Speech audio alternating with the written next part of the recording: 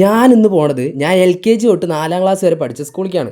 RETM school. 10-11 വർഷമായി ഞാൻ ഇതിന്റെ ഉള്ളിലേക്ക് കയറിയിട്ട്. വേറെ ഒന്നുമല്ല, എന്റെ പഠിത്തത്തിന്റെ അമരം കൊണ്ടാണെന്ന് അറിയില്ല, ഞങ്ങൾ ഇറങ്ങിയത് സ്കൂള് പൂട്ടിപ്പോയി. അകത്ത് കയറാൻ വേണ്ടി വന്നതാണ്, നോക്കുമ്പോൾ ഗേറ്റ് പൂട്ടിയിരിക്കുന്നു. പിന്നെ ഒന്നും നോക്കിയില്ല, മതിൽ ചാടി. പണ്ട് ഞാൻ ഈ കാര്യത്തിൽ അഗ്രഗണ്യനായിരുന്നു. മുണ്ട് കൊടുത്തിട്ട് ചാടാനും പറ്റണില്ല, ഇനിയിപ്പോ അഴിഞ്ഞു പോയത്. അങ്ങനെയോ എത്തിപ്പിടിച്ച് കൊടുമുടി കീഴടക്കി ഐശ്വര്യമായിട്ട് വലതുകാലി വെച്ചിട്ട് ഞാൻ എന്റെ ക്ലാസ്സിൽ കയറി. ക്ലാസിന്റെ കിടപ്പിത്തിരി ശോകമാണ്. പണ്ട് സ്കൂൾ ആനുവൽ ഡേ ഒക്കെ നടക്കണ ഈ ഒരു ക്ലാസ്സിൽ വെച്ചിട്ടായിരുന്നു കേട്ടാ. ഈ ബോർഡ് കണ്ട പണ്ട് കുറെ പേരൊക്കെ എഴുതി കളിച്ചാണ്. കണ്ട ഈ ഫ്രെയിമൊക്കെ ചെതല് പിടിച്ചു പോയി. അയ്യോ, ഇത് ഫ്രെയിം അല്ലാട്ടാ, വാതിലാണ്. ഇത് അന്നത്തെ കമ്പ്യൂട്ടർ ക്ലാസ് ആണ് തോന്നുന്നു. ഇവിടെയൊക്കെ ജനലൊക്കെ ആകെ വള്ളി പിടിച്ച് കിടക്കുക, ബെഞ്ചുകളൊക്കെ അപ്പിടി ചെതല് പിടിച്ച് കിടക്കുകയാണ് കേട്ടോ. സ്കൂളിന്റെ അവസ്ഥ കാണുമ്പോൾ വിഷമം തോന്നുന്നുണ്ട് കേട്ടാ. ഈ കാണുന്ന സ്കൂൾ മുറ്റത്തൂടെ കുറെ ഓടി കളിച്ചല്ലേ, ഇവിടെയൊക്കെ കാട് കയറി കിടക്കായിരുന്നു. ഇപ്പൊ ആരൊക്കെ വന്ന് വൃത്തിയാക്കി. ഈ മണി പോലെ ആടുന്ന സാധനം കണ്ട, ഇത് ഇരുമ്പ് തൂണാണ് കേട്ടോ. ഇത് ദ്രവിച്ചു പോയി അടിയൊക്കെ. ഇവിടെ ചുമരൊക്കെ വിള്ളാൻ തുടങ്ങിയിട്ട് കേട്ടാ. പിന്നെ അത് മാത്രമല്ല, ജനലൊക്കെ പൊട്ടിപ്പൊളിഞ്ഞ് കിടക്കുകയാണ്. ഇവിടെ മുമ്പ് ജനലുണ്ടായിരുന്നല്ലോ, അതൊക്കെ എവിടെയെന്ന് പറഞ്ഞിട്ട് പോയി നോക്കുമ്പോഴാണ് ഇതാ ജനലിന്റെ കിടപ്പ്. ഇനിയിപ്പോ ജനല് കുറച്ച് റെസ്റ്റ് എടുക്കട്ടെ. ഇതാണ് ഞങ്ങളുടെ ഗ്രൗണ്ട്. ഇവിടെയൊക്കെ കാട് പിടിച്ച് വല്ല ആമസോൺ പോലെ. ഞങ്ങൾ കുറെ കള്ളനും പോലീസും കളിച്ച സ്ഥലമാണിത്. ഇതാണ് HMന്റെ ഓഫീസ്.